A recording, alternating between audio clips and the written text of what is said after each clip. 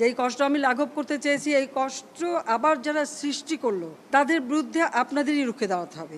যে এই বাটপার, এই প্রতারক, এই যে ভুয়া তথ্যগুলো, ভুয়া বিচার চেয়েছে এবং আপনাদের মিডিয়ার কাছে কিন্তু বারবার একটি কথাই বলছে, দেশবাসীকেই রুখে দাঁড়াতে হবে, এর বিচার তাদের করতে হবে।